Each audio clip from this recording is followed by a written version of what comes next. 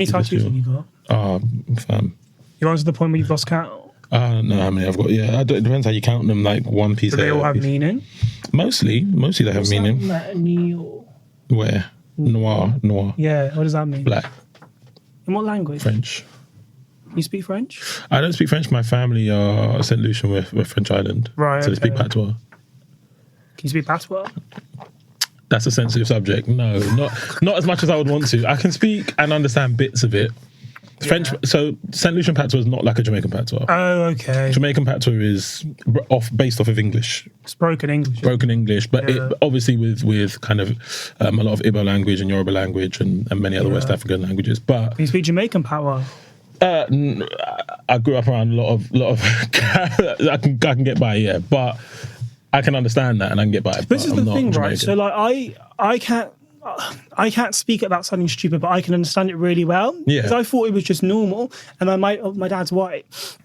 And my mum was saying, because they're not together anymore, but they get on, they're cool. And my mum was saying to me not too long back, apparently when they first got together, my dad used to find it really difficult being at like gatherings because he couldn't understand what anyone was saying. Yeah. But my grandma, when I went to go visit her last year, and she was like deep in dementia at this point, right? And I thought, okay, maybe she'll find this funny if I try and talk the same way she does. Yeah. And it was almost like she snapped out of it for a second. And she was like, Jaden, what did you just say to me? And I thought, if she can't understand it, nobody can. Your name's Jaden? No, but because her accent makes her say Jaden. What is your name? Jordan? Oh, okay, got you. Like, what do you think it was? I thought your name was Jordan, but then you said Jaden, and I don't know. No, like the way that she speaks. Like Jaden. It sounds like Jaden, yeah. It's very thick. Got you. Yeah. Right, okay, I understand. You with me? Yeah, I'm with you. They're different patois. St. Lucian patois is it's French, so you're speaking any languages. No. Do you know what, right? I feel like it's a real flex to be able to speak another language. It is. Like, don't remind me. Like, I think about all the lessons I could have had in school of like free French, free German, and now I'm like, right, I know nothing.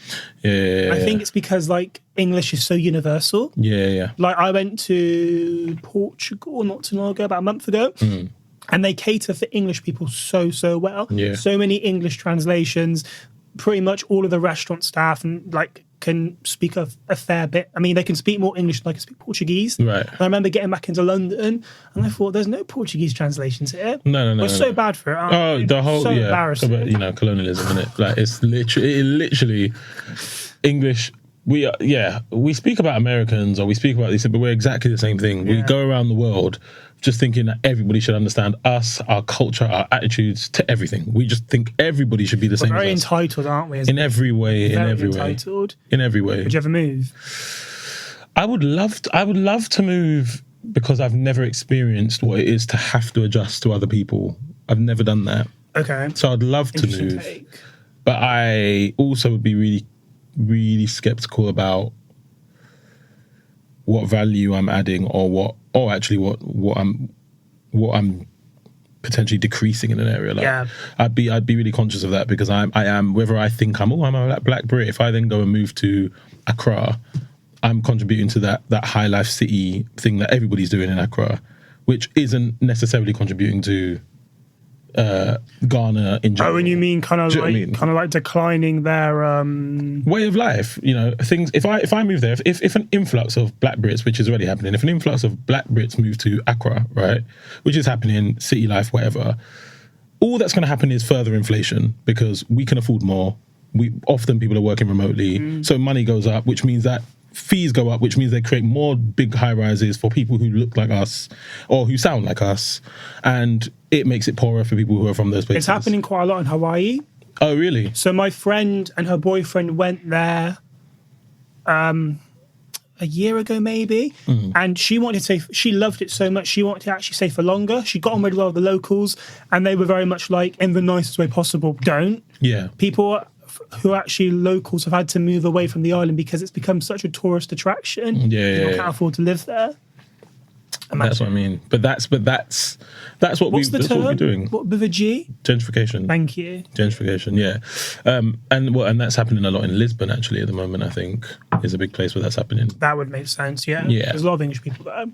And so I think that a lot of I'd think I'd be probably careful about that. I mean, obviously, if you move to like New York or LA, it's not the same thing. It's very universal, isn't it? Yeah, but I think the way this country is obviously declining, and then you go to these other places, especially hot places, especially us people of our hue, want to go to these beautiful hot places, but then we also have to. We are not. If I go to certain parts of West Africa, I'm not an African. Do you know what I mean? I might be in England and be like, I'm Caribbean, so I'm an African originally. La la la. That's great, but I come with a whole host of English privilege. They can really tell by the way you walk, by how you talk, by what you wear, and like. And I think there's also this presumption, if you're from the UK and you're in a country which is Caribbean or African, you have a lot of money. That's the general presumption. Of course it is. And then you're an easy target. Did you hear about that white couple that moved to Jamaica? I think this is really dumb. But there's this white couple that moved to Jamaica to retire, right. which makes no sense, because Jamaica's so dangerous. It made no sense to me at all when I read this. And they got killed within like 2 weeks. But the thing is that, that does happen. Jamaica is specifically more dangerous, parts of it, so I hear, for people who are from Jamaica. Typically, Jamaica is not like, obviously it's a country that, you know, it's... No, Jamaica's a very dangerous place. No, of course. Right. Trinidad's a dangerous place. If you go to deaths per capita or whatever, yeah, we know that these places are bad, they're dangerous. But if you're living in the middle of, I don't know, like... the nicest part of Jamaica, I don't know, it's not as dangerous as if you're living in a gully. Do you know what I mean? It's not the same. Mm-hmm. You're not existing in the same way. Yeah. And that's the case for all of the Caribbean islands. Most of those Caribbean islands have struggles, not most, a lot of them have struggles with criminality and deaths and bug governments and that. But there's loads of rich people on those islands who don't deal with that because they live in gated communities or they live in certain parts of the island. And white people do that shit all the time. They go to those islands and live there for ages. So I don't know. Yeah, it's dangerous. But I don't think that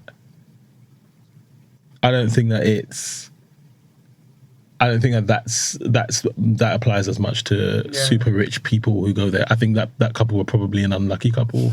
My friends just messaged me saying, "Are you sure you don't want to come to Lana Del Rey, 9th of July, £220? No. Bloody hell, that's a lot of money. Do you know, it's not happening. Do you know what though? I was very much like before, like, because this year I think concerts have just like risen prices so much. Yeah, we'll go on to this later. But like, what's like? Because you're an artist. I am. Plug. What's the most you pay for a gig, or most you have paid for a gig? The most I have paid for a gig is probably Beyonce. Oh, that's my mother.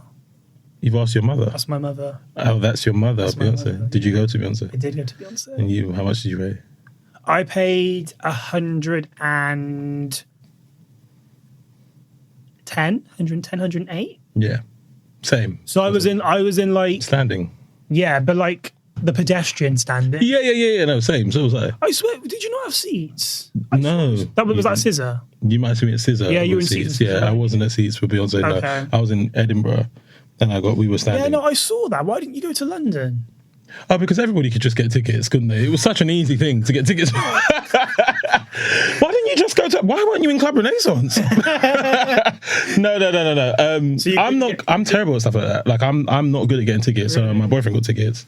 That's so funny. Yeah, he's great at that stuff. So I'm just like, look, buy the tickets. I'll give you like whatever. Like I'm never gonna be able to go on a thing and be having 4 different things open. I can't do that. Right. Okay. So he got tickets. We went to Edinburgh because obviously he's from Glasgow. Oh, is he? Okay. Yeah. Cool. So that makes a bit more sense. Yeah. I thought you just randomly went to Edinburgh. No, we were trying to get London. Don't mistake me. We were trying to get London, but it was impossible at the point that we were trying to get London to get London. So it was like, I'm just gonna go for everywhere, like Cardiff, Edinburgh, London. We're just going. If we go, we'll make a trip of it anywhere we go because we're going.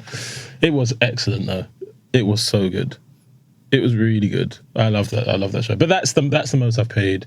I'm an odd artist though. I don't love going to live shows that much because I used to. Do you? I'm being put off it slightly at the moment. Why at the moment? Because of money. Money's one thing. Money is like one of the factors, and also like I feel like now the authenticity of gigs has kind of declined. What do you mean by that? More so like not so much the performer, more so the crowds. Okay. Like, I don't like, because I'm quite contrary to belief. I'm quite tall. Like, I'm relatively tall. I got that. My man thought, how tall did you reckon I was before I came? If you had to guess, I thought you were about 5'10", 5'8", 5'9". 5'8". I didn't think you were. You're taller than I thought you were. Right, You're taller. okay. You seem offended. I'm not meaning to offend you. No, because I get told that I give tall man energy, but quite clearly you didn't get tall man energy off me. You give tall man energy in your demeanor, for sure. Okay, well that evens it out, I guess. I feel like that's a. Let me change that, because I think that's quite destructive. I don't think it's good to be like tall is associated to positive and small is. Oh no, I'm all for the small kings. Oh, are you? Oh shit, I'm out of luck then, because I'm a tall king. Well, I like everyone, so I make exceptions. There you go. No, I feel like you. I feel like the tall, all of this stuff, the tall man thing, over 6 foot thing, or like some people say, or big dick energy thing. All of that stuff, it associates largeness to being better or being more assured. Yeah, which I'm not for that. Yeah, I think it's probably a negative thing. True. It's easy to say. Do you know what I mean? And I'm 6'3", so I have no. I have many complaints in that. Give in me the that. fems. Yeah, this is the thing, but this is the thing. But it's probably not good, because then if you're like 5'8" or 5'7", everyone's like, haha, I give tall man energy, I'm the vibe. Yeah. And then you think, well, so I'm not the vibe at 5'7", and you could be the whole vibe. Just not the height. Not the height, but not the height, but the vibe. But yeah, no, but because I was quite tall, I thought I'd be able to see it all quite clearly. I literally couldn't see anything. Really? I literally couldn't see anything. Are you being serious? I couldn't see anything. You need to get over 6 foot. I could see. There were parts where she would come forward and be on. I could see her when she was on the horse. I could see her when she was at the front of the stage for a few minutes. Oh, yikes. But because my friend who was with me, she's about 5'5", so I knew that she wasn't going to be able to see anything. And I thought, God, this is really fucking rough. I thought, if I can't see anything, I think it like low-key made me enjoy it a bit less, because everyone was like, this is the best thing ever. And I was like, was it? Oh, yikes. But it is purely because I just couldn't see anything. Were you far back then? Were you not? No, like literally like the middle of GA. I think everyone in Cardiff is just really fucking tall. Oh, you went Cardiff. So you're asking me why I went Edinburgh and you went Cardiff? No, but I live closer to Cardiff. Oh, do you? Yeah. Oh, I live Gloucester. I live closer to Cardiff. Okay, So it does make sense. All right. You just couldn't get tickets. I did have a Club Renaissance ticket though for London at one point. But then I was like, do you really want to spend this much on Beyonce? How much was it? Oh, too much. It was 300 and something. Yeah, no, I'm not doing that. Like, I just thought, this is a weekend away. This is like, this is a lot of things. That's a food shop. Yeah. Like 5. Obviously, like it's valid. Like if you love Beyonce that much, or if you love anyone, it would have been better in Club Renaissance. However, I feel like you can have a great time at most places, apart from nosebleed seats, apart from those seats that go quite up the top. So do you know what? But like, have you not found that recently? Because I see that all like the influencer people are always in those boxes really far back, and they look like they're having a great time. I've seen it quite a lot. Depends where you are in a box, though. This is true. If you're in O2, if you're in a box, the far back boxes, forget about it. I don't want to be there. But if you're in typically how it works, in the sides of the O2, the sides of any arena, like the first 2 sections of the sides is where the artist will seat family and friends, and mostly the label will sit on the sides, right? Yeah, Shooty Gatwa was in one for Cardiff. Yeah, that's where you'll be. And then the boxes at the top are owned by corporations and whatnot, and people and whatever, right? And the side boxes are the prime boxes. You want to be in the boxes at the sides, the first 3, I'd say. And then when you start getting further back into like this bit and that bit, then it's just like, oh, just be standing. Do you know what I mean? In my opinion, anyway. Who's the best person you've seen live? Ooh, that's a hard one. Probably, that's a hard question. I struggle to answer that. I would say one of the best people would be an artist called Moses Sumney. I don't know if you know Moses Sumney. London-based? No, he's in between America and Ghana. He's originally from Ghana and lives in the States, but he's phenomenal. Beautiful black man, absolutely stunning. And his music is even more stunning. He's amazing. And I saw him here, and it was Fantastic. Really, he creates a world. Or I noted. I'll add him to my notes. Yeah, you should. Yeah. He's very good. Try not to lust over him though, because he's gorgeous. Beautiful black man. I can't say. Can't say I can't. Who's your favourite person you've ever seen? I can't say one person. Okay. Because I've seen. I used to be like a real gig girl before they didn't cost an arm and a leg. Yeah. Tame Impala. Okay. Tame Impala. Janae Aiko. Yep. And Lana Del Rey. Okay. Are you a proper Lana Del Rey person? I was prior to the 2 albums that had been released. Okay. Yeah. You weren't, But like, I do really, really like. I think she's incredible. I genuinely thought when I saw her, it was like Jesus. So, no, honestly. So, like, what was the song? What was the song? Video games, blue Across jeans. the country, it hurts to love you. 13 Beaches. Do you know that song? No, I'm not. I like the first 2 albums. Okay, maybe I'm not. yeah. I'm like. I'd have to have heard. Yeah. it. So it was in Barcelona actually. Mm-hmm. Proper like the vibe of the set was quite tropical. And like it was really cool because we were queuing for ages, but it was in the sun, so I thought, okay, cool. And there was like a portal you could run back to and from. Yeah, so yeah. it wasn't that bad. And she walked on stage, and I thought, oh my god, like this is literally Jesus. I genuinely I perceive Lana Del Rey as a god. I Right. think she's incredible. I didn't realize the queers really fucking love her. They absolutely adore her. Would die for her. It's really scary. Like I met all these like London lot that were like there as well, and they were like, no, like we would literally like jump off a building for Lana. Yeah, like people love. I find like I really find what queer people just latch onto as like a culture really interesting. It's standing like female artists. I find it so interesting because what I find interesting is the different kind of crowds that like different kind of people, and queerness relates to it really interestingly. Do you know Shy Girl? I do.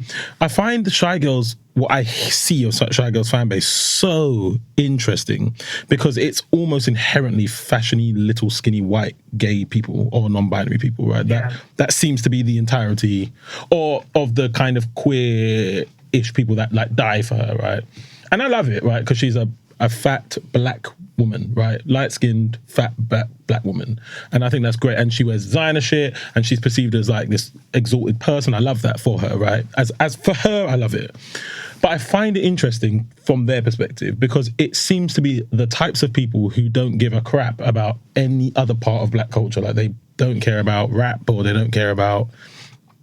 If you listen to like a Shy Girl song, if I listen to a Shy Girl song, I can clearly hear like influences from like Miss Dynamite and all that kind of stuff. And there's obviously jungle things, there's garage. Yeah, like there's like Miss Dynamite stuff and like garage stuff, all through jungle, all that stuff, right?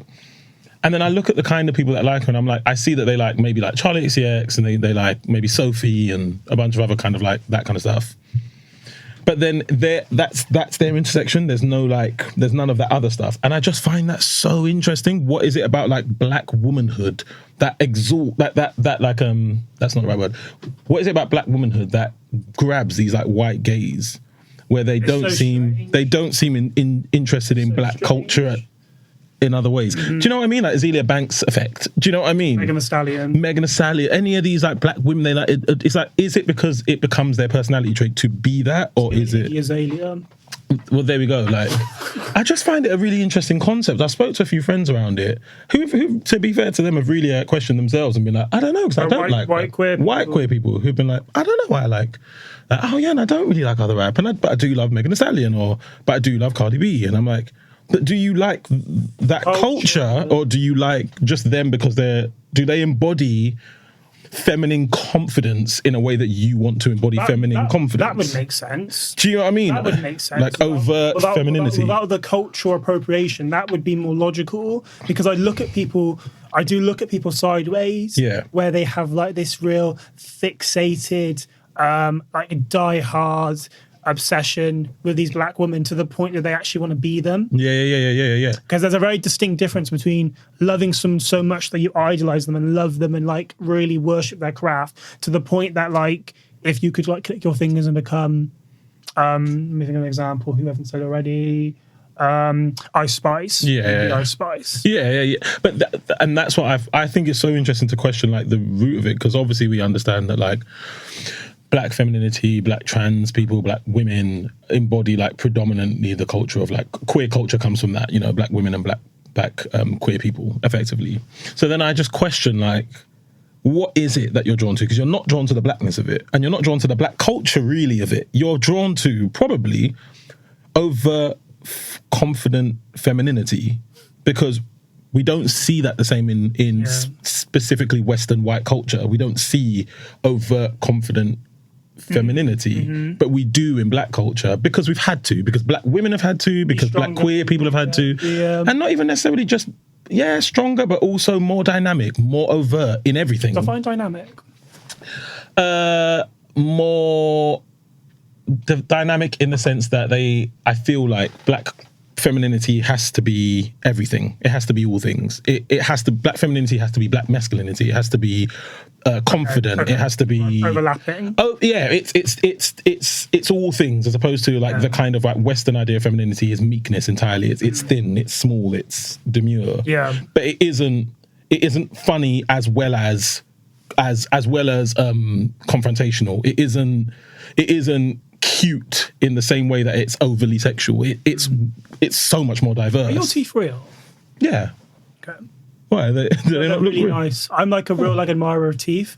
I was like, no way are they real. Oh, thank you. They're very. Look at people's teeth. You're not a teeth person? I like teeth. I like you teeth. off now, then, no? No, I like teeth. You disarm me in a good way, but I like teeth. Sorry, yeah. No. No, it's interesting. But yeah, no, I just find it really interesting. I find it so weird. interesting. I think it's weird is the question. It really depends on what the intention is. You could argue this for a lot of situations. Is there? Are you trying to like? Do you feel embodied, or do you feel like empowered by it, or are you trying to take control of it and make it your own? But then that will then be the question of that is the problem. Yeah, I think that then definitely breeds the question of like fetishization, doesn't it? You then move into exotification of it. Define it as that, would you? Well, if you're feeling empowered and trying to embody it as somebody that only wants the access to that part of that community, then that becomes a conversation around fetishization to me, because you're not taking the person as a human, you're taking the characteristics of that thing. You know, that's when it becomes that.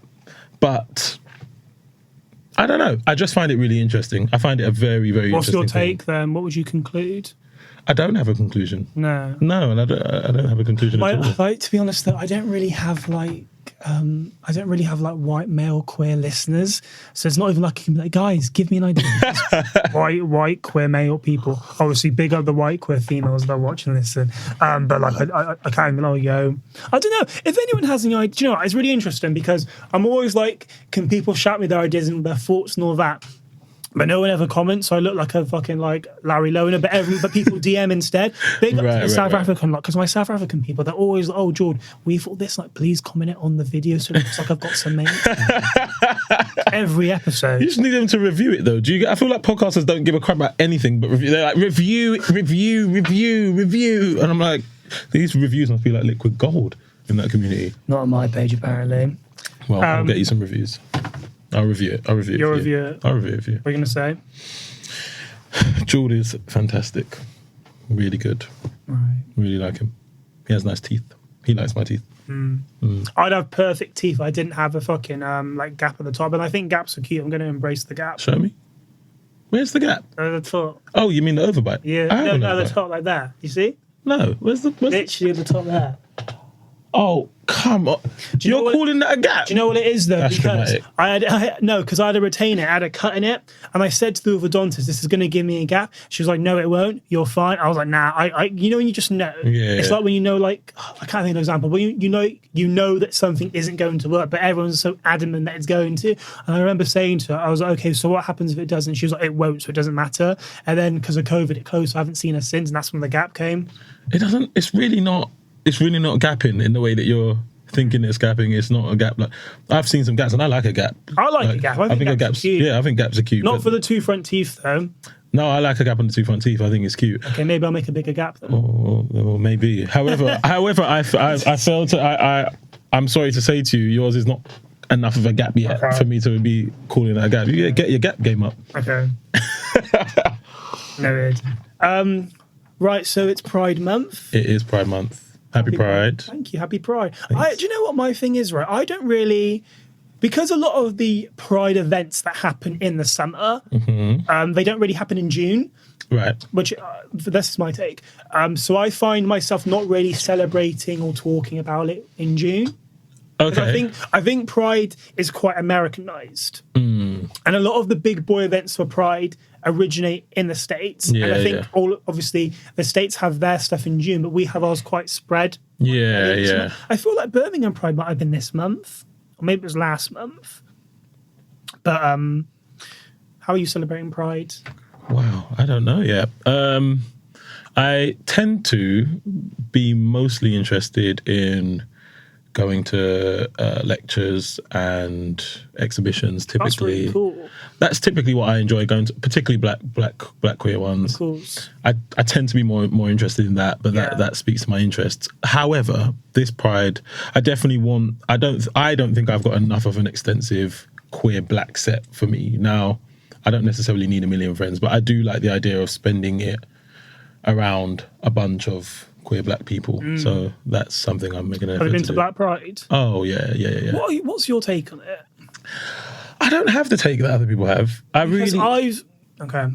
No, I'm curious. So I've never been, so Okay. I really can't comment. And also, like, I have a lot of friends that work at Black Pride, so do not take offence. So I don't think they do. I think they understand. So I've heard two very different takes. Some people have told me, okay, if we like refer to like 2023, wait, what year are we in? 2022 Black Pride. Yeah. So the people that went for the first time said it was the best thing since sliced bread. Yeah. And the people that have been going since prior COVID have said that it's lackluster since. I've never been, so I really cannot comment on what it's like. But I think the debate that I was getting from people was very much that it's become so corporate. Yeah, corporate, commercialized. It's more about how did someone word it to me? I can't remember how they said it. And there's also the debate about how it should be renamed. Right. Have you seen this? All over. I've been all over that. Yeah. Like many conversations, many discussions about all of that stuff. I think there's two things. I'm a person that's been to both. I've seen it across both, right? I've been pre-COVID multiple times, and then I was at the 2022 one. So I know the kind of conversation, around that, right? I think anything that grows and gets bigger becomes more corporate because we exist in a really capitalist society. Okay, so you're saying it's inevitable? What I'm saying is that I think some of the queries I have seen personally have been ones that I think a lot of the points have become mishmash. So there's the point about POC pride, black pride, like calling it black pride when obviously it's for all people of colour. I guess it's a minority pride, right? There's that conversation, but that seems to be getting into the conversation around, oh, this is how it was pre-COVID, this is how it was post-COVID. Yes, we understand that Black Lives Matter made everything bigger, right? It made everything bigger when it came to like black stuff. And so what we saw was a bigger pride in a different location. And it was different. It was, in terms of, was the sound as good as it has been in the past? No, not necessarily to me. I did not feel less love and acceptance there. Did I see a lot more white people and a lot less black people? Yes. Do I think that that's complex? Probably, because I think that when anything gets bigger and that starts to happen. So I struggle with the thing of like, oh, we need to keep it to exclusively black people, because I don't think that that's helpful personally. But I think so I don't really know how to,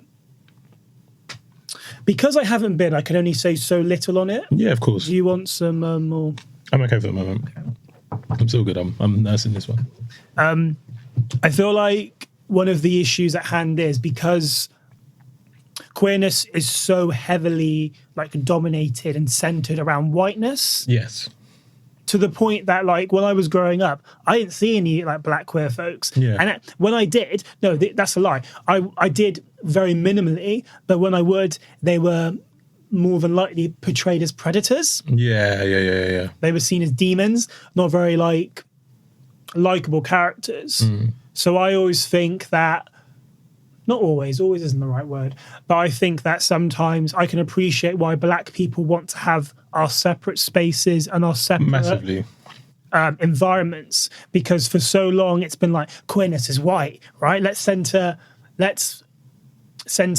I don't know, a love story which is queer based, but there's only two, like Heartstopper, for example. Why is it two white boys? Like, I'm not even asking for a black boy, just someone of colour, someone. This is what I was going to say. Someone Asian. Do you know what I'm saying? Yeah, this is what I was going to say. Like to interject is that I think we're still talking about pride, black pride, in the realms of whiteness and blackness. Black is not the only people of color. We are black people. There are South Asian communities, a bigger community relative to England or Britain, excuse me. It's a bigger community than the black community is anymore. Obviously not culturally, however it is in terms of people. So there are many other people community, South Asian, East Asian, black, some level of Hispanic, like all of those communities exist in POC, right? That whatever that word means. Yeah. So it's like, the question then becomes, right, we are the dominant other, right, within this country. Black culture is the dominant other, hence why we call it Black Pride, but it represents a bunch of other people. The question has to be, do we want a pride that exists for literally African and African Caribbean people and the descendants of, or are we looking, and, you know, centered around that predominantly, right, or are we looking for something that is the antithesis of I liked the pride. I liked the empathy on the antithesis. Antithesis. Well, yeah, because what pride is the anti-pride parade. Black Pride is the anti-pride parade. What are you suggesting? What do you? I think that it's important to have all of those things. I think Black Pride is a minority pride. I don't know about whether the name should change. I think that's a tough debate. But I do think that if there are people who want the pride where it's predominantly around blackness alone, exclusively, I think that'd be great. I just think there needs to be way more different things for all of us, because all of them are important. This is the thing, and I feel like because there's such a heavy what's the term, distinction between whiteness and blackness. Yeah. More than not.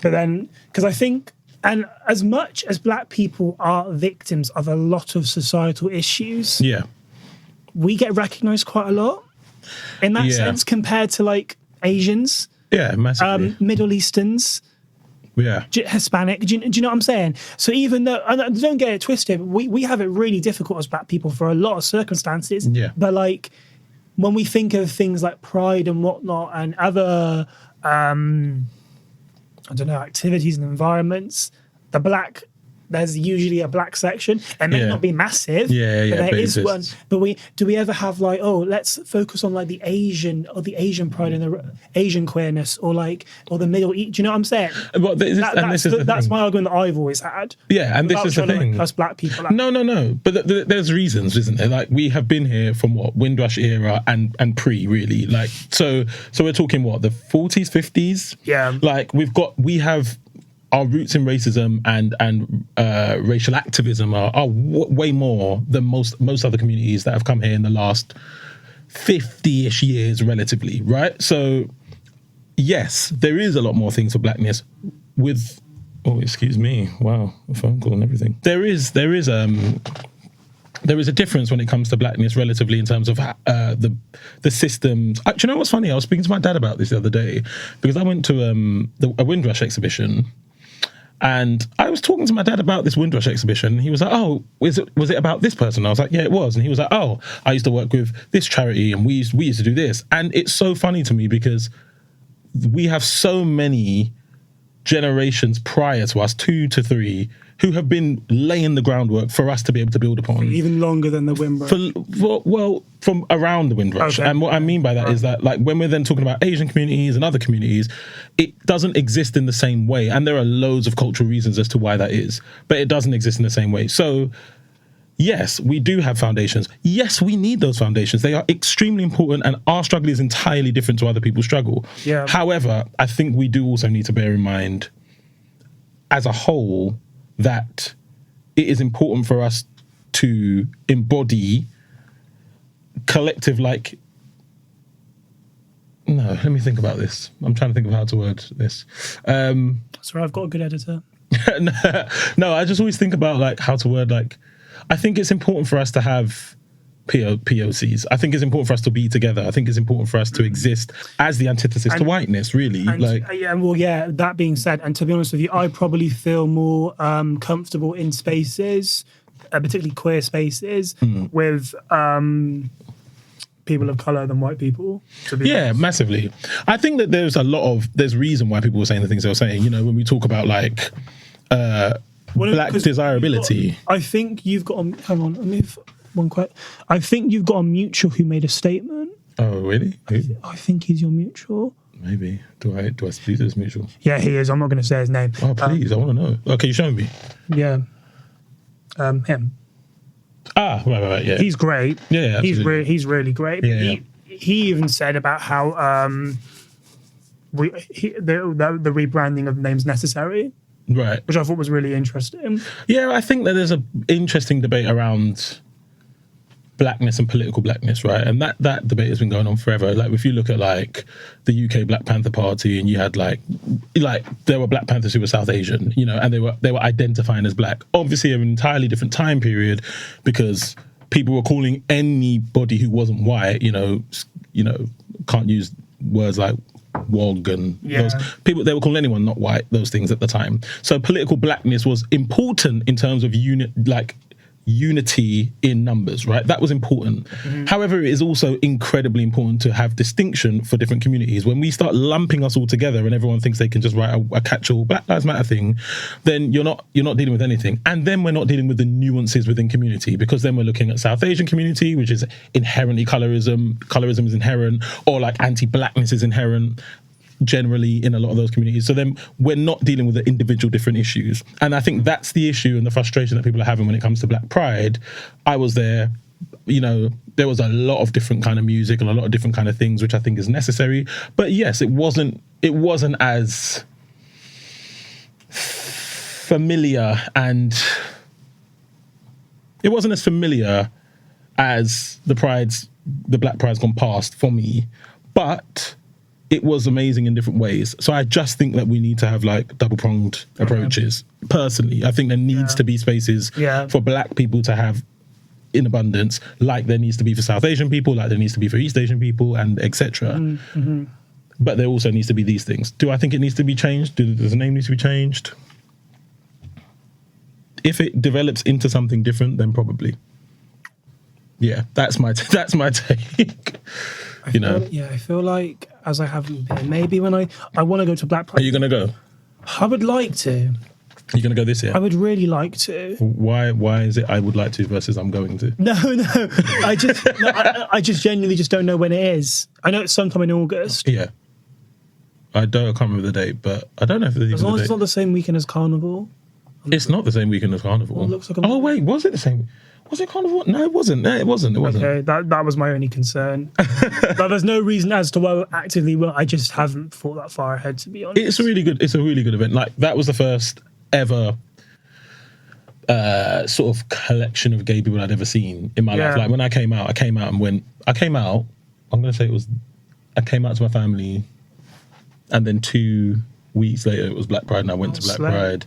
Okay. And I was petrified being in Black Pride. I was absolutely petrified. I walked in and I was like, I don't want anyone to see me. And I'm way more anxious around Black people when it comes to my queerness, which sounds really bad. Well, not dumb, but like... Well, it is dumb, but it's real. Like, you know, do you know what's really funny? I'm darting to another point. Sorry. I was speaking to my cousin about this, right? We grew up in East London, and the last Black Pride was in Stratford, very close to where we grew up, right? And we were talking about going to the Black Pride and being like, how triggering it was, because I remember walking through these communities and, you know, you're worrying about way different things, you know, like queer, yeah. Okay. And you're worrying about knife crime, you're worrying about like postcode stuff, you're worrying about all the other stuff. People, you've got to appear way more masculine than maybe you want to, because you know what it looks like otherwise. Yeah. And then we were thinking about how funny it was that it was in this place, and how anxious we both were just existing in that place. That just the kind of like it wasn't PTSD, but you know, that kind of like stillness in your body. And that happens for me anytime I'm in a predominantly Black community. or black area because I feel like I've got to tuck away my queerness, and I am trying so hard to unlearn that. I hear it though, because I think a lot of, particularly in London as well, to be honest, especially after I spoke, because obviously a lot of my guests are from London, and a lot of them are queer, and a lot of them are religious. Yeah. Are you religious? Not in an Abrahamic religion way. No. Okay. Well, I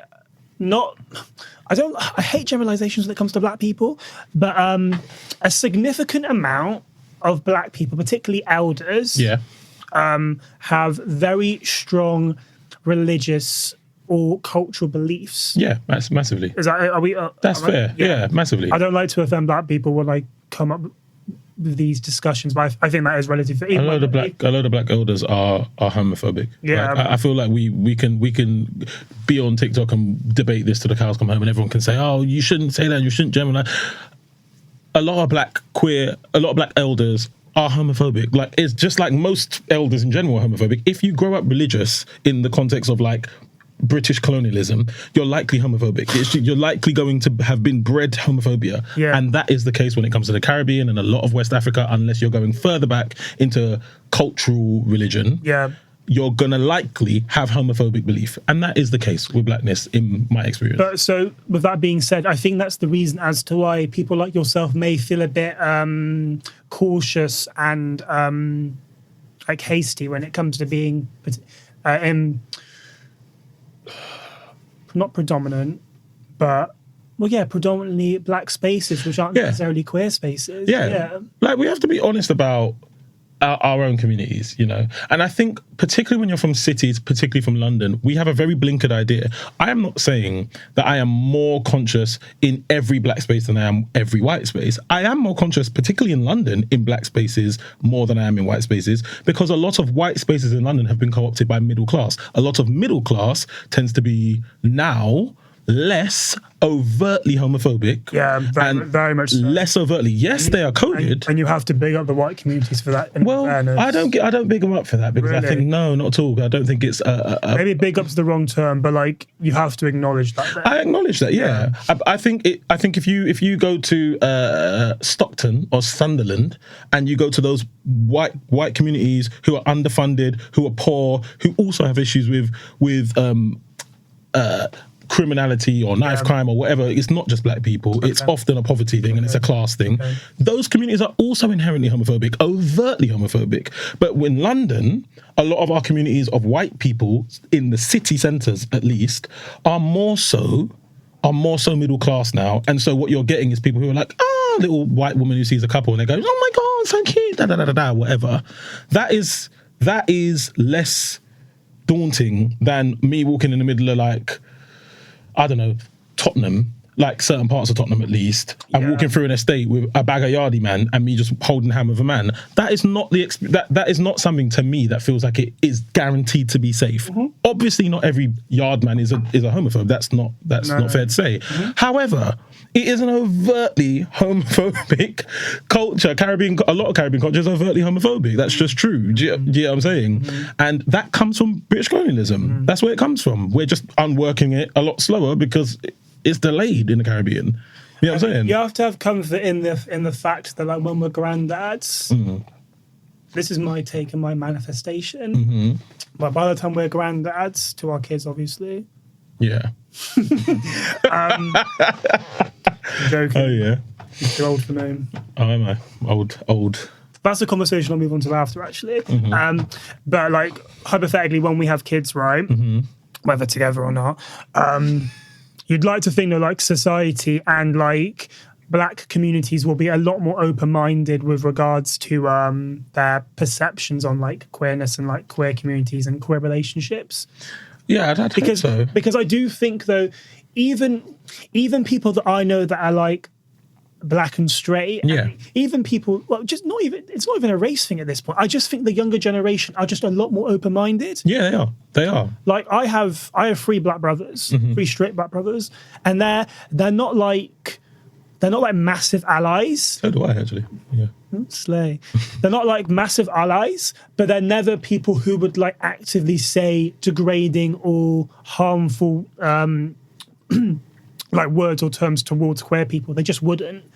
whereas Okay. older generations do, but they're just very much like, okay, like whatever, but not like, do you know what I'm trying to say? I do. I think you're in a really specific community.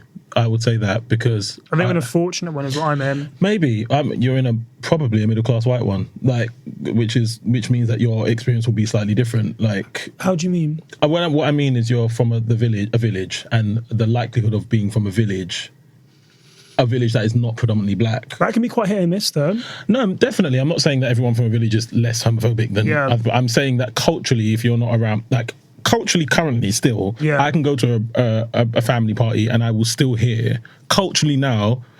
Boom, bye, bye. I will hear that now. Like I heard that the other day at a funeral. I was at a funeral. So and that's normal. Do you know what I'm saying? That's not an abnormal thing. And so yes, of course, with children and stuff, things are going to change. Attitudes are going to change, and I hope that starts to get. That dialogue becomes a lot more overt in our communities. I do. I wonder if it will be quick enough, in my opinion. I think there needs to be a lot more of us having those conversations. And I also think that I hold women to strong account with this stuff, because you need to check your man. Do you know what I mean? You really need to check. I know that's the thing people talk about a lot, but you need to check your man. Like, and like, why would you want to be with? Because it's more women in the black communities that I know are genuinely quite cool. Yeah, that's what I'm saying. So it's very much like, why would you want to be with someone that has those values? Because realistically, I want to be with someone who reflects the same values and beliefs as me. Yeah, so it doesn't really make sense for. But then I don't know that many black women, to be fair, that are with homophobic men. In all fairness, I do. And I'm really sorry to hear that. Yeah, the people that I know, that's not the case. Yeah. But it kind of doesn't really make sense why you would be with someone who doesn't resonate your same beliefs. I understand it, because I understand that, like... I mean, I don't. I understand it because not everything's overt. So I understand that, like, a lot of the women I grew up with, or black girls I went to school with, just not a homophobic bone in their body. I mean, from bottom birth, like, there's just nothing nearly homophobic in them. They are just embracing of people, right? And then I will see them get with these guys who are only homophobic, who thrive in homophobia, or like are so nonchalant about it. And I don't know what conversations they're having in the home, and I can't speak to that. And I don't want to pile on to black women, because obviously black women are get it hard enough, is it? Yeah, and they're great. Do you know what I mean? So it's not them, but it's like, it's such a thing to just dismiss what black men do. Do you know what I mean? Black straight men. It's such a thing to just dismiss it. He's just showing off. He's just this. And it's like, no, he's not. What he's doing is he's showing you who he is. And actually, he potentially is going to make it hard for your child. Do you know what I mean? And even if you leave him at that point, which I'm sure you will, because a lot of women won't tolerate it, he's still going to make it hard for your child. Do you know what I'm saying? Mm-hmm. That's still going to happen. And I wish that conversation was just bigger. And the responsibility is on all of us, black queer people. It's also our responsibility, if safe to do so, and we have the mental and emotional capacity, to also check our families. Too right. Mm-hmm. Yeah, have conversations with our families. Debate those things that are difficult. You know what I mean? Try to change people's perspectives, because it is our responsibility to change it for our nieces, for our nephews, for our sons, for our daughters, for our theys. It's important for us to change it for everybody. Do you know what I mean? That's our responsibility as well. I think it's all of our responsibility. So yeah, that's my view. And that's that part, and I'll take a sip to that. Right, we're going to move on. Mm-hmm. I want to talk. I don't want to make this too long, because I know this can be quite triggering for people. Mm-hmm. But I want to talk about like the whole like concept and the ideas surrounding coming out. Okay. Do you remember the first person you told? Very first person I told. I guess so. Yeah, I do. How did it end? Well, the first person I ever expressed an interest, like had expressed that I had an interest in the same sex and stuff, was my ex-girlfriend. Okay. We're still very close friends, like super close. Mm-hmm. And it was the best relationship. Like we were together for ages, and it was the best relationship because we were able to have conversations. Is she queer? No. Okay. I mean, I always tell her that she should be, but she doesn't identify as queer, no. But like I felt safe enough to say to her, you know, like, oh, why can't black men explore their sexuality? And I look back now and I was really trying to double bluff her. I was like, I don't fancy men, but like if I did, it wouldn't be a problem. And she held so much space for me to be like, of course not, you should.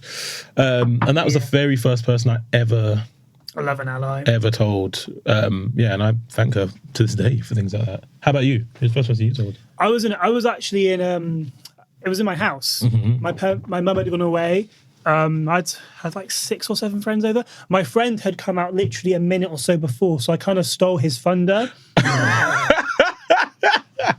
Wow, I'd be raging. Hold on, I've just had a moment, and you're like, no, me too. So my friend was saying about how a boy from our school was attractive, and I said, yeah, same. And everyone was like, sorry, what? That's bold. That's so bold. Yeah, but it was just easier. It was just easier to jump on which sounds kind of awful, but it was just kind of easier to like jump on that bandwagon. Yeah. And then my other mate was like, oh yeah, I feel a bit. Apparently he's not. Apparently he was just drunk. And then my other mate was just kind of like, oh yeah, no, I feel like I might have some kind of feels. And then the 3 of us were just kind of like, oh yeah. He probably does. He probably does. I assume so. I don't know. Okay, fair enough. I don't know. I've tried making moves, it hasn't worked. I'm joking. Yeah, so you said. But yeah, no, and I feel like it was really. My issue is, right, I've never, you know how you have queer people that are in denial, like heavily in denial. I've never had that. I've just really wanted to like have a comfortable, safe space and feel. Okay. Which is why I don't agree with the pressures of people coming out or pressuring people to come out, because I just think if they're not comfortable, it's going to end really badly. Do you know what I'm saying? Like, I really do not subscribe to like pushing people to come out. Everyone has like a very particular moment where it's well suited to them, and if it's not their time, it's not their time. So like, lower it. But like again, I feel like because I didn't really see like any like prominent like black queer people when I was younger. I was like, oh, do you know what? Like black people can't be queer, can they? Like this isn't applicable. This doesn't work. I didn't see it, you know. And we weren't talking about it either. And like I said, when we did see black queer people, they were predators. Yeah, they of were course. like they was like seen as like proper weirdos. They were never seen as like really like cool people we could embrace and like, embody and like advocate for. Yeah, you know. Yeah, I agree. I don't know. I think that like. Your reasoning is so different to mine, because mine was. It sounds to me, you know, tell me if I'm wrong, that like you had. Your issues were more around societal understandings of like of how what it'd be like for you to come out. I think with regards to family and friends, I'm very lucky. Like my parents have like queer friends. My family have queer friends. Like and my friends have queer friends. Like that wasn't. I think that can be quite an issue for a lot of black people. A lot of my black friends have had that struggle. Yeah, I actually have a few black friends that aren't out who have that struggle currently. Yeah. But for me, it was just more like, no, the world just doesn't hear and see black queer people. Yeah. Therefore, surely I can't be one. Yeah. No, mine was family and life. It was not. I mean, my dad did have a queer friend, but again, he was a novelty person. And sometimes though, it's not like the same. Like you have those people, we have parents actually who are very much like, oh, I'm cool with gay people, but just not for my child. No, exactly. Yeah, which is double standards and really backwards and quite strange. But this is the thing, like that. I think that stuff happens a lot. Again, why I also would never tell someone they should or shouldn't come out. Yeah. What I would say is, and this was me, you have to be really careful about lying to yourself about who you are. And I did, you know, I did that for the majority of my life, till I was 24 or something. So like, okay, quite late. I came out at 25, 24, 25. Yeah, quite late then. Yeah, pretty late. But I was lying to myself about who I was, you know, and you don't get to know yourself if you're lying to yourself. You don't know who you are. And that leads to depression and anxiety and all of the bad But here's stuff. my question for you then. So like 24, 25, was that the right time? Was that the time you were ready? I don't know if I don't know. Okay. I think I felt like I had to. I don't think that I would have. I don't know what I would have been had I not have come out at that time. I think it was bursting out of me at that time, and literally it was bursting out of me. Story: first time I got with a guy, I had bare Ray and Nephew. I'd had a bottle of Ray and Nephew. There you go. Bottle of Ray and Nephew. That's my drink. Is that your drink? Yeah, that's my drink. So, bottle of Ray and Nephew. I'm not even doing this. I'm just smiling. Sorry. I was just trying to smile. Yeah. Your boyfriend's thinking, what a prick. Listen, I'm in an open relationship, so you know my steez. Is it? Yeah, I'm poly. I'm a. How does that work? What do you mean? Sorry, finish the story first, actually, then we're going. Oh, first time I did a thing with a dude, I didn't remember, basically. I had a bottle of Ray and Nephew, and what I realised was happening was, anytime I was drunk, I'd become a different person. I'd become outrageously flirty with guys. If I would lie in the bed, I'd be doing all this stuff, and that was how it came out with me. But I'd be drunk and be doing things, and these guys would be like, oh, you were talking to me like these boys. I'd be, no, I'm not gay, and I'd do all that. It came out. It came out of me. I had no choice. Do you know what I mean? It was coming out of me. Different then, yeah. Yeah. I didn't want it to. I hated myself. Do you know what I mean? I came out when I realised I'd done a thing with a guy. I spent 2 weeks literally just emotionally beating myself up. Like, absolutely. I don't think I was ready. Yeah. I just had to be ready. And I realised how my life could open up after it happened. You know. I just feel like, and that's kind of like a silver lining in a way, I guess. Yeah. In a way, it was. No, it was. I wish I came out a bit earlier. Like I do, because I think I would have known myself more. My question to you: does it get easier when you're 30? Also, you got a boyfriend. Yeah. Does it get easier when you're 30 and you with men? Because I'm 24. I've been out since I was 18, and the men are just trash. I think no, honestly, surely, do men get are they less what's the word? Are they less assholes as they get older? Because I'm 24. It's been 6 years, and I'm thinking I'm seeing no progression at all.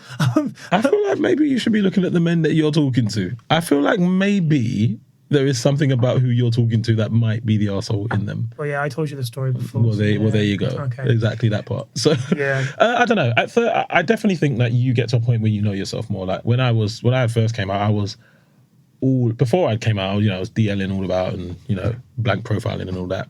And then when I came out, I just felt like I needed everybody to like me. Like anybody, I just needed them to like me. And if they didn't like me, I was just so mortified by it because I didn't like myself. Mm-hmm. And as I've got older, and yeah, it's something to do with age, but I think it's more to do with accepting that not everybody's gonna like you, learning to like yourself, learning what you like.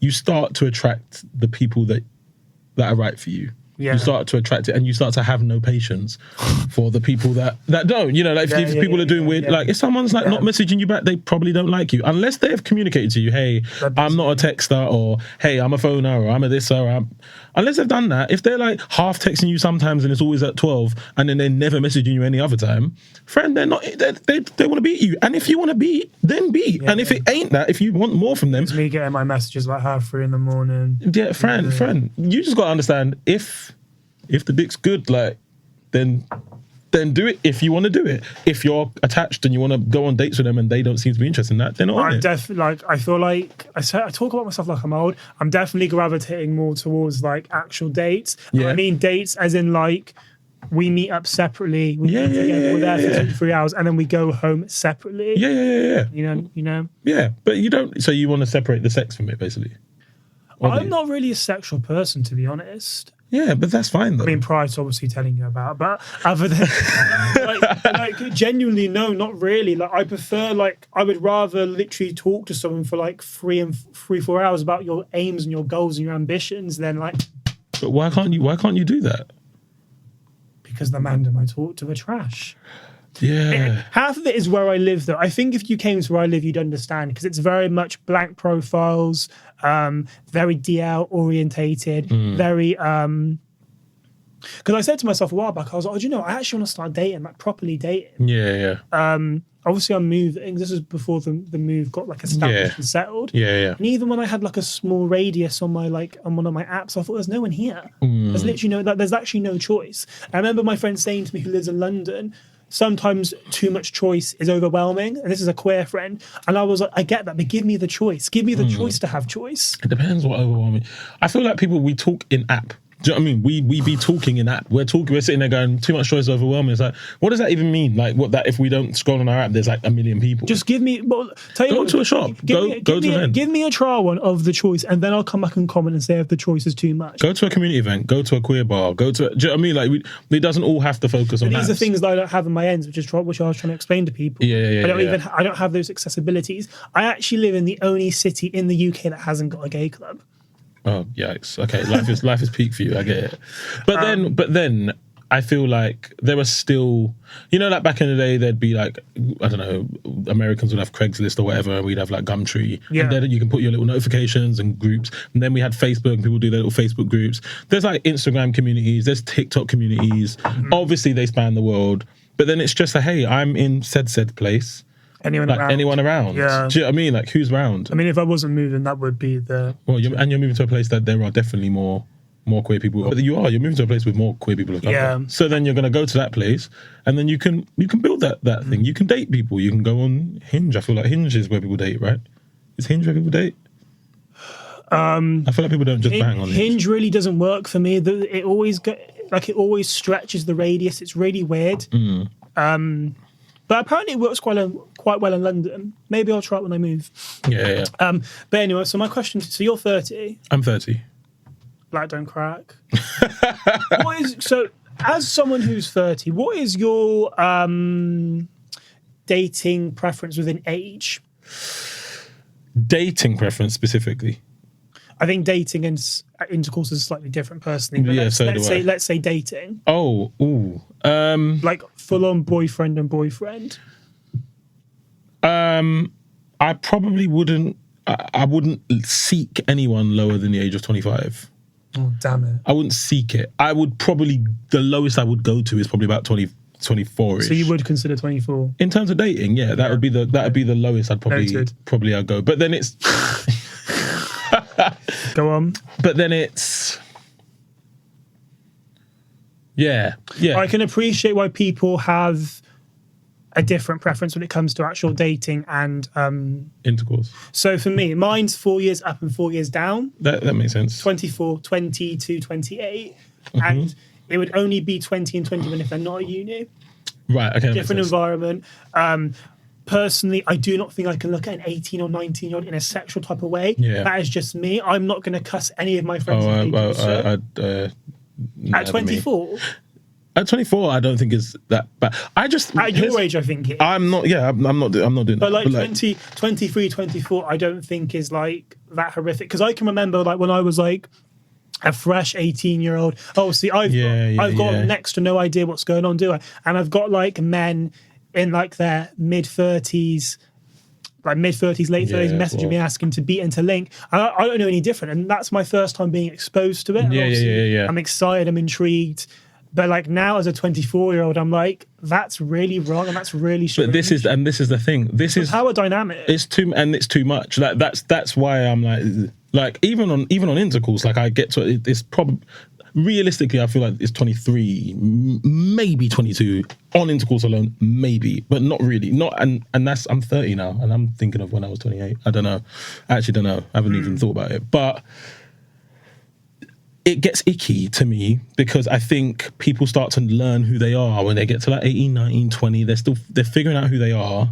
And I think you've got to be really conscious when you're older as to what your place is within that power dynamic. And I don't think enough people are responsible enough around that. So I think, and that's not to say that, look, I don't think you're a creep if you're 29 and you're beating a 22-year-old. I don't think you're a creep. But I question, if you're the 29-year-old... What's your intention? That's my thing. Like, when I spoke to my little cousin before, and she was dating a boy, and he was like 29, and I was 29, and she was like 22 or something. And the things that she'd valued about him were just normal things. She was just like, yeah, like he gets me Ubers and like he's got his own flat and la la la, like, and that was like impressive to her at the time because she was an age where that is not what boys her age would have. Whereas I'm talking to her and I'm 29 and I'm like, 29-year-old boys can get you an Uber and they usually live in an apartment. Like they are normal things. Yeah. And so if you become infantilized by those things that are normal, and he knows that you're a young, beautiful mixed race girl and he's like a sort of average white boy, and he knows that you're excited by the things that he has, there's a power dynamic and an issue and an intention on his part that is a problem there. Mm-hmm. Do you know what I'm saying? I do. Very much so. That's the issue I have around it. If there's a person that's like, hey, I'm 23 and I'm out, I've been out for 3 years, I'm at Dawson Superstore and I just want to beat anyone who's paying and who's just going to lay it down on me, and you're like 28 and you're just also doing the same thing. All right, cool. You're two fairly young people beating. But you get what I'm saying? I think when it's just physical though, well, like you said, like there's no power dynamic because you're purely just focusing on having that temporary intimacy, whereas when you have, like you said, when you have the relationship, it's like, okay, I can do like your cousin's ex-boyfriend, boyfriend, I can do and have these behaviors which will make them feel value and trick them into believing certain things.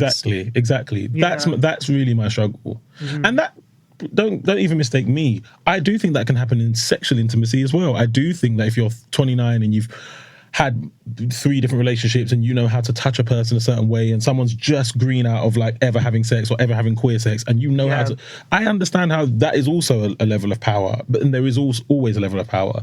I just think when you're the older person, you have to be really aware of who you're talking to, how you're dating, and what maybe your intentions are. That's why I think sometimes it's smart to just be like, hey, here's my line. Like, here, 24, 23. I think boundaries are really important. Yeah, I just think sometimes it needs to be that. Like, because you get people that will message me and they'll be like, oh, I'm 19 and I want, daddy or whatever. And I'm like, that is not me, fam. Do you know what I mean? Like, I am not here to like come and prey upon your daddy issues or prey upon the fact that you have never had security and now like be that security for a moment. I'm not here to do that to a person. Do you know what I mean? I do. Especially when they're young. I think it's really I think I'm ignoring you. I'm just getting the notes ready for the next. No, that's okay. That's okay. It's okay either way. But that's my view on that. I think as elder, I'm not judging anyone, but as older people, I think we just have a responsibility about how we navigate. And it's good you have that acknowledgement. But I do think I have seen certain relationships with an age gap and it does work. Yeah, I'm not saying it can't work. But like for the majority, I am looking at you a little bit sideways. Yeah, I do think there's a cap. I think if you hit 25 years old, 24 years old. Oh no! Once you're past a certain age, once you're past a certain age, once you're past a certain age, you are an adult, and everything becomes your responsibility, right? Yeah. Once you're past like 23ish, 24ish, you are. I'm never. Even if if a 40-year-old man is dating a 23-year-old, I'm gonna look at him and go, obviously you want someone young. I'm gonna look at him and go that, but he's not responsible. They're an adult. The 23-year-old is conscious of power dynamics. There we go. That it becomes your responsibility at that point. I'm just saying. It's just a dangerous ground when people when they're young. Do you know what I mean? When you're looking at like 18-year-olds and you're treading on a dangerous ground, in my opinion, because there's not much difference, even physically, often with an 18-year-old and a 17-year-old and then a 16-year-old. Not really. Where are you? Where is your? It's all the similar. And this is the thing, and like me and my friends were saying this because we know someone who was our age that started dating an 18-year-old, which I personally don't agree with. Yeah. And we were literally like, they actually have the body of a child. Yeah, man, that's icky. Do you get? Sorry, I'm not trying to judge people, but that's not for me. I mean, you man do your thing, innit? Yeah, it's not for me. No, I just like a nice body. I like hair and a thick ass and like a full body. Like I like a body. Do you know what I mean? What's your type? I don't have a type. I like every type of person. I don't have a type. I find a really pretty face attractive, nice eyes attractive. Mm-hmm. Exactly. Yeah. Physically, I like genuinely most people. I think if you've got like nice hands, it's the best way to be. My hands are dry, to be fair. You have nice hands. We're looking at them. Maybe. Yeah. No, okay. But yeah, no, I like that. Okay, cool. What's your type? Dark skinned, cap, piercing. I literally like anyone. Oh yeah. I'm more. Oh, lovely. Love that. I'm more like attracted to like personality. I like sense of humor. Mm-hmm. I like a mix of masculine and feminine. Mm-hmm. I like someone who's open-minded and someone who's intellectual. Yeah. Is this the wrong way? Am I like? Can you hear me? No, it's like the sound's really high. My audio guy's really good, so it's fine. Even if it's quiet, he'll boost it up. All right, wicked. Thanks, Chris. Thanks, Chris. But yeah, I don't really have like a set type. I think when I was younger, my type was very much like white, blonde hair, blue eyes, because I didn't like myself. I didn't like the look of myself. Therefore, I didn't want to date anyone that had any remote similarities to what I look like. So I was very restrictive. Like, okay, like I need to date someone who's white, who's got blue eyes. But no, I feel like as you get older and you become more conscious of the issues, it's just like, you know what? Like, I'll just date as long as you've got a good heart and like a juicy bank account. I'm cushy. I'm similar. I used to. So with women, I've only ever really dated black women. I've never, like, many different types of black women. I hear it. But I've never really dated. And that is more so, I just grew up around black women. With black men, it was way different because I never learned when I was young to appreciate black beauty from the male gaze, like as a male. Right. Okay. I never saw myself as attractive. I've never fancied myself. I never compared. That's so sad to hear. Yeah, no, it is. It's awful. And so when I came out, thank you very much. Thank you. I accept it now. But when I was young, when I came out, I avoided black men like you could not imagine. That's a really common thing. Yeah, and people just go well into their lives just still doing that. Like, I avoided black men like no one's business. Like, I was so afraid. And then, to be clear, I was always attracted to black men. I've never been a person that was like, oh, like, I don't find black men attractive, or I think black men are ugly. It's never been my thing. Like, I've always found black men attractive. I was just so afraid of a black man viewing me as gay or queer. I was so afraid when a black man would fancy me, or when people started finding out I was queer, and people from my area who were queer started messaging me and whatever. I was just like, oh my God, they know I'm queer. They know I'm queer. And I was like, that means that my cousin might. That means that my brother might. Because all interconnected. All interconnected. And especially in London, I'm like, the closer I am to a black person who's queer, it's so easy for another black person who's queer to then know. Yeah. So I was so afraid of black queerness. And it took me a while. The black queer scene in London is very small. So I obviously I don't live in London, but but like everyone knows everyone. And there have been times where I've spoken to people, usually for networking things, and I'll be like, oh, hi, I'm Jord. Like, don't be dumb. I know who you are. I'm like, what the fuck? How? Yeah, like, it's very small. Yeah. We all know everyone. It's I kind of like it though. No, that's beautiful. But when you're young and you hate yourself, I hated myself. So I didn't know different landscape. Yeah. It took me ages to get to the point where I was like, well, I say ages. It wasn't ages. I think it was ages, but it was probably about a year. To get to the point where I, started being intimate with black men and stuff, and then I was like, what the hell was I thinking? Then you're like, what?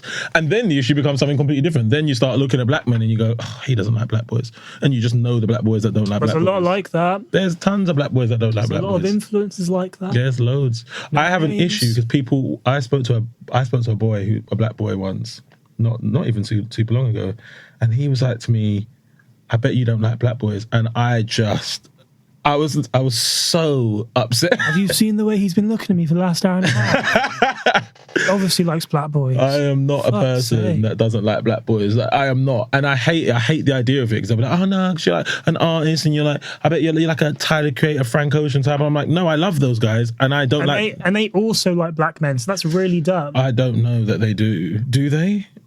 They've had a thing together, haven't they? I don't know. I don't know if they do. But my thing is irrespective. I'm like, I am not one of those people. Like, these kind of like artsy black boys that don't like black boys. That's not me. Yeah. Like, I'm not one of those guys. I like black boys. Yeah. I find black people attractive. I find all people attractive. But I like black boys. And I know that that's an issue in our community. There are so many black boys who don't like black boys, or they just tuck it away and you just see that they only like white boys, or they only ever talk to white boys, or if they are around black people, it's always a Judy or always a friend, and they never find black people attractive. And it's so important for us to question why that is when you're a whole black person. 100. Yeah, I'm saying. That's my view. Okay, so we're going to do a segment. Okay. A segment. We're going to do a segment. Okay. It's called Side to Side. Okay. So the winning side to side. Okay. Clever, right? Yeah, interesting. Yeah, I didn't make it up. I like it. Oh, I was going to give it to you, but you don't like it. Okay. Right. So concerts, seated or standing? Seated for me. Do you know what? Same. Yeah. So like, as I get older, I really enjoy the comfort of sitting down, because do you know what it is? It's waiting for ages. Yeah. Do you know what I mean? Like, it's having to wait for... And if you've got there before the opening act and going back and forth, like... Because before, I used to be very much like, I need to be at the front to get a video. And now I'm like, no, you actually don't. Yeah. I like the comfort of, like, knowing you can sit down, go to the loo when you want to. I like the pageantry of it as well. Like, pageantry. I like theatre. I like the arts. Question, did you see that show that was in theatre not long ago for black boys who contemplated... Did you see it? For black boys who consider suicide when the hue gets too heavy. Did you watch it? Of course. Yeah, I saw it twice. It was amazing, yeah. You know what, really weird? I thought it would be your type of thing. I don't know why I didn't recommend it to you, but you saw it anyway. Yeah, Very I good definitely did see it. And I went to the one where they had the lecture after. It was really good.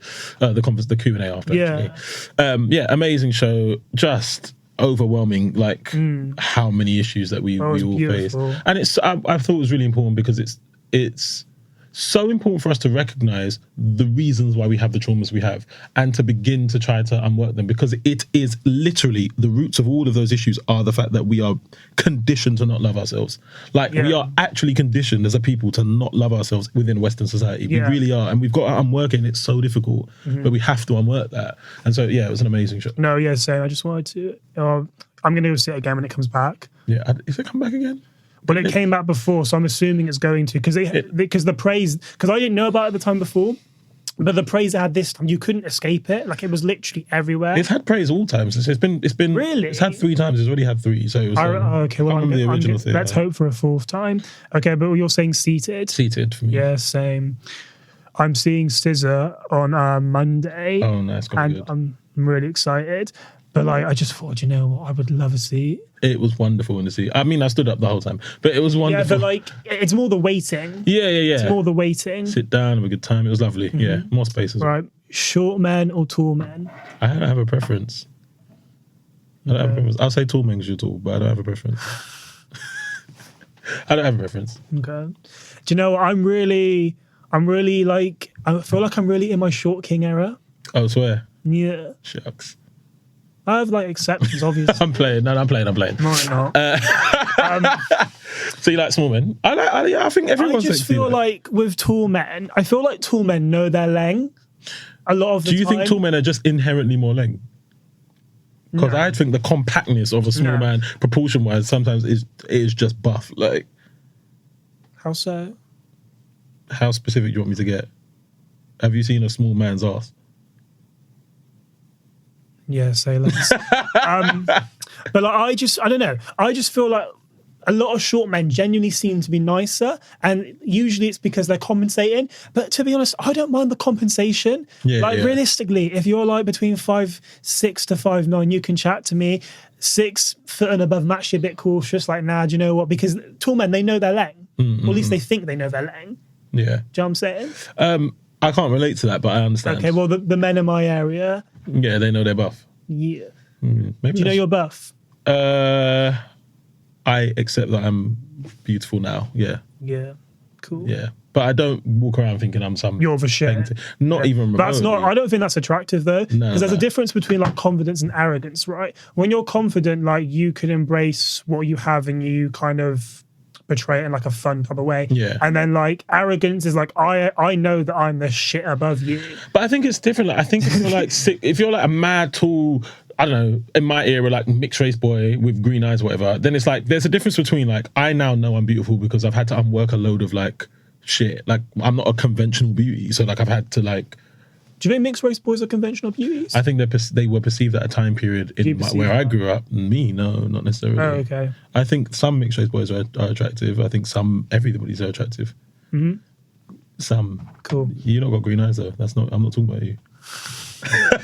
No. I think conventional beauty is an interesting thing. So you should know you're beautiful, but there's a difference in knowing that you're beautiful because you love yourself and then. I'm just a buff ting that everyone knows a buff ting, and I don't have to try in a conversation. I like a bit of ugly. Yeah, so do I. In like a weird way. I like an interesting face. I like a face that keeps growing on me in different ways. I don't like a face that's like just obvious. So like boring. Symmetrically beautiful. Yeah. That gets real boring for me real quick. Like I like an interesting face. Always have. A lot of the white boys I've linked are really ugly, to be fair. I swear to God. That is a thing. The black men are always beautiful, though. The black men are always fucking beautiful. Because that's how this community... Don't even get me started on that. I've done a TikTok on this exact thing about like how just you'll see like a white boy on one of these apps who will be a 5, who is talking to 9s of black men, and the black men are giving him all the chat in the world because we're not perceived as attractive on apps. Yeah. So then you see these interracial couples with boys who are like mad buff black boys, and just the most average white boys with the most average personalities. And I'm not saying that they can't be in love and love people. Here's me in an interracial relationship, but I'm saying like it's so common to see that mismatch. It's so common because as black people, as black men in queer community, we like are not often celebrated unless within ourselves. We're not often celebrated, so you get like average boys think they can just. Do you know what I'm saying? That's why it's important to start thinking you're buff. You know, you need to start knowing you're a 9, because only a couple of years I'm now like these boys talk to me. And I'm fam. I know I'm not ugly. I'm not butters, fam. I'm not trying with you. I'm not butters. I'm very conscious. I'm not. Yeah, 100%. You're not. You're definitely not. TikTok sped up songs or the original song? The original songs. Well, you're an artist, aren't you? You're going to think differently. Yeah. What if one of your songs blows up on TikTok but it's sped up? I don't mind. I like the sped up songs. Sometimes I hear them and I'm like that one. What's that one that I like that sped up? Anytime is and you don't exist and I can't recall the last time you were kissed. You know that one? No. You do. It's like... Play it to me after. Yeah, you're driving your car and you you kissed me and it feels like the first time you did. Kiss me. That one, yeah. But it's super fast. It's like, okay. I find that one fun. It's like, I'm really enjoying the sped up songs currently, and it's gone to the point where people are actually putting it on their Spotify. That's so popular. That's so bad because it's like so not patient. This thing about music now. Because Ray's done it with quite a few of her songs. Yeah, and it sounds good, but and people really sped up, and you should really sped up. You know, you'll make more money, blah blah blah blah, all that. That's great, but I address this thing of like people being less and less patient to hear music. Like, that's just not my vibe. Like, I'm like, listen to a song. Like, if it's great and it's 6 minutes, fine. If it's great and it's 40 seconds, fine. Just listen to the song. Do you know what I'm saying? Okay. Well, so you're going to say original, I'll say sped up. Original, not sped up. Cool. No, but I'm saying sped up. I know. Yeah. We're not agreeing, are we? Yikes. Opposites attract. They do, that's true. Dates arranged by yourself or dates arranged by friends? Dates arranged by myself? What? Dates arranged by my friends? I don't do these. So. But no, dates arranged by me. Okay. I'm quite perceptive. I know what I like. Where's the go-to date? I don't have a go-to date. Okay, well, hypothetically, if you're going to take someone out later, where are you taking them this evening? Spontaneous. No, spontaneous. You're taking your boyfriend out this evening, hypothetically. Where are you taking him? Where am I taking him? Mm-hmm. Honestly, probably like one or two things. I'd probably originally go for a really nice walk. Like maybe... Oh, you're a walker? I like walking. I love a walker. Go for a nice walk because then you could talk maybe across like the river or somewhere, or a nice part of the river somewhere, or like wander in like a forest, and then probably go to the theatre and then maybe chill at mine after. Yeah. That's my kind of a thing. That's cute. I like that. How about yours? I like to talk. I want to know a person. I don't want to just... I'm a real foodie. Oh yeah? I really enjoy going for food. Okay. I like the idea of a walk. That sounds fun. Maybe I might switch it up slightly. You should. Not that nice. Sorry? You have nice freckles. Thank you. It's okay. It's because I've been getting laser hair removal and it's like made them come out a lot more. Which is quite cool. They look nice. You're very kind. It's also true. So. I feel like me setting up dates by myself isn't working, so I'm quite happy for my friends to take the lead and try and set me up. Oh yeah. Personally, you've not got a good type, have you? Like you have a bad type, clearly. Clearly. It's given like roadman. Can you set me up? Can I set you up? No, not like is there anyone in particular you know? More so. I wasn't thinking that. Eh? I'm just wondering how to use that power. Just more like could you be like a matchmaker? Because I'm a great matchmaker. I can do it really well for people, just not for myself. Am I a good matchmaker? I don't know. I've never really matchmaked. I don't think. Put it to the test. Maybe I would be a good matchmaker, to be honest. I think I probably would be. Maybe. Yeah, let's go with yeah. Okay. So what was your date? Yours foodie, but now you might try a walk. Maybe like a walk out. It depends on the time of the day. Mm-hmm. I love drinking as well, but I feel like drinking always leads to like stupid decisions. What's the stupid decisions it leads to? I mean, I'm not going to say it. You've got to imagine it. Want another drink? I'm playing. No, you're not. Ish. I'm laying. I don't blame you. Sure. I don't know. That's a good question. I really enjoy going out for food, but I feel like the whole I think the first date sit down meal can be quite. Sometimes it's giving like job interview. Yeah. I know what you mean. I think an activity, walking about up and down. I think that's fun. I think you get to know a person quicker. I did like picnic dates in lockdown, and that was different because you would be like. Say like out because we were quite fortunate during the first lockdown. The weather was really, really nice. Yeah. I remember a lot of them would be like have a picnic, then go for a walk, and that Picnic worked. That nice. worked quite nice. I like the concept of a picnic. That sounds really nice. But then like I'm a veggie and they didn't know I was a veggie, so I was right there you go. okay, Yeah. it's giving L. I'm a good cook, so that will work fine for me. What can you cook me as veggie? Oh, do you know what? I made something the other day actually. It's kind of big because it's definitely on TikTok, but like it was like a roasted cauliflower, fully roasted cauliflower. Well, you boil it first and then you roast it, but then you rub it in like harissa, and I use harissa and sumac and all that stuff. Oh, nice. And then tahini, and then make a chimichurri sauce. What's dessert? What's dessert? Apple crumble. My mum would like you. Oh yeah. Yeah, she loves apple crumble. I love an apple crumble. I love a. I don't personally, but I can. Oh, do you not? Okay. Well then.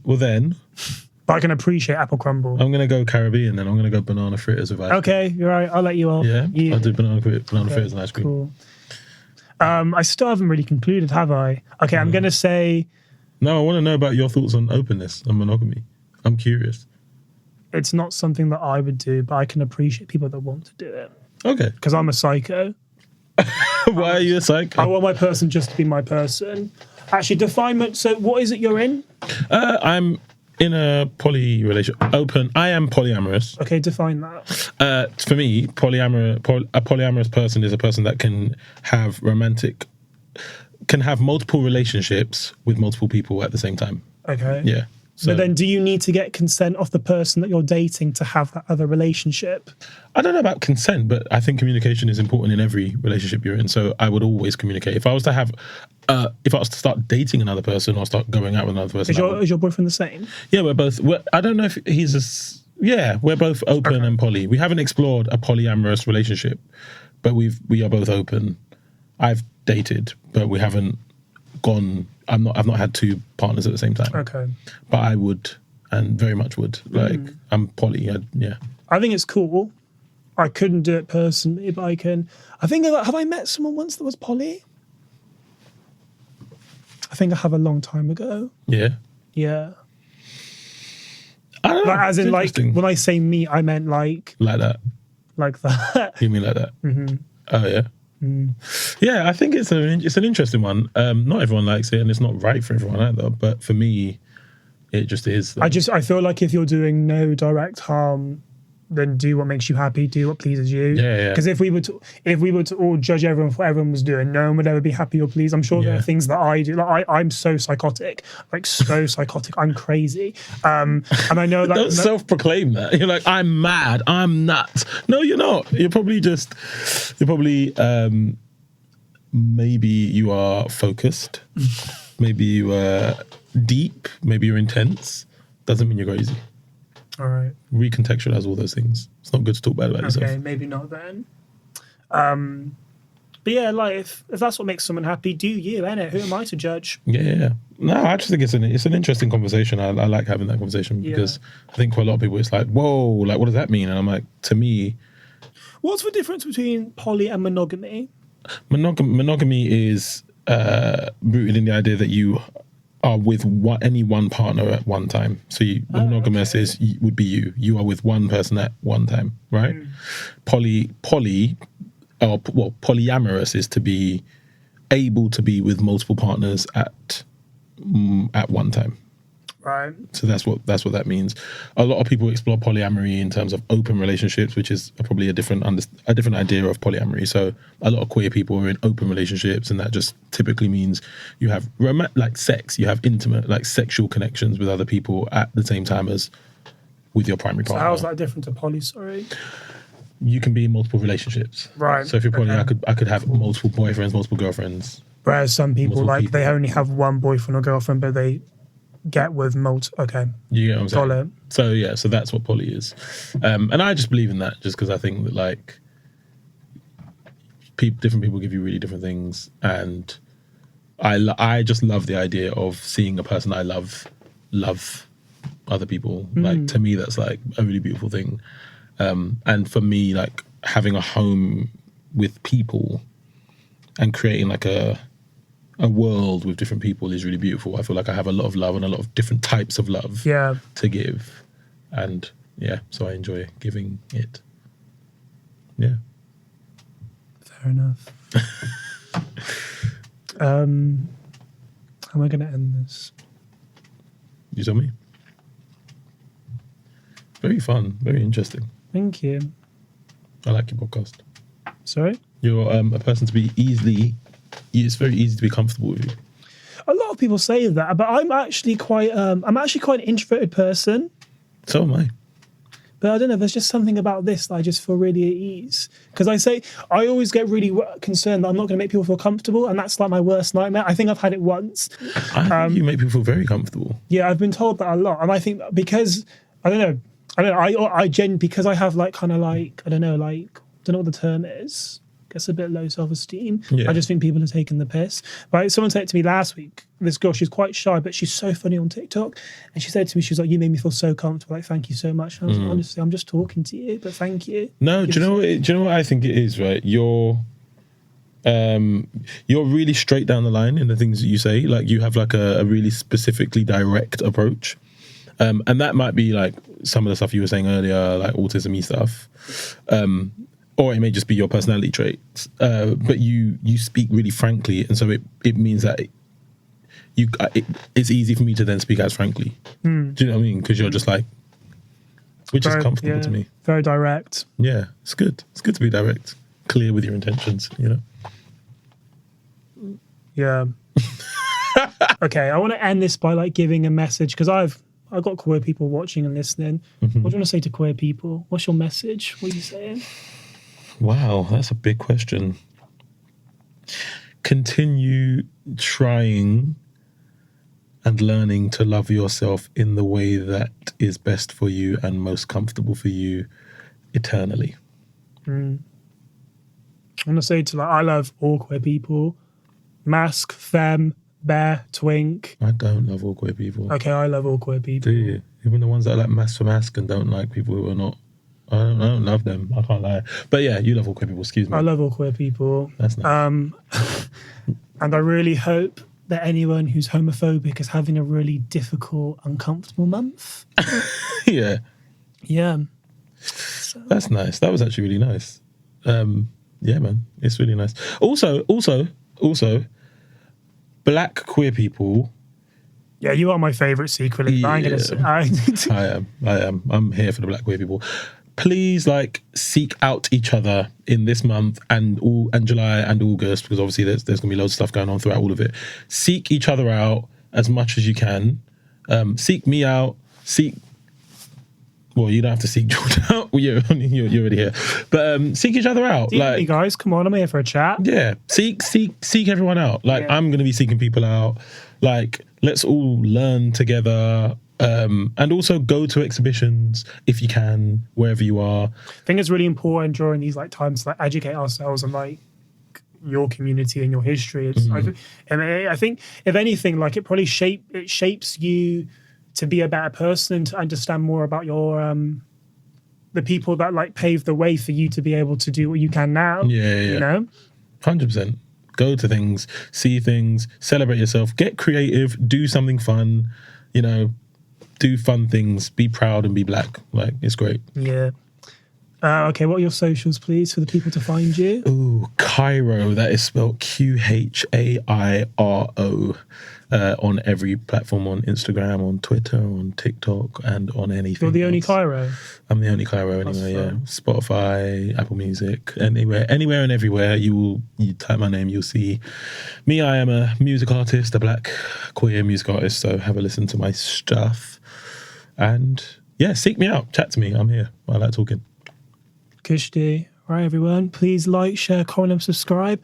Happy Pride Month. Review, please. Yeah, you Spotify, man. The South African ones, I see you lot. The South Africans love me. I don't know what I'm doing. The algorithm just loves me in South Africa. I love that for you. I love that for me. Might make a tour. You know what I mean? You should. That's great. Get into your analytics. Absolutely. Yeah.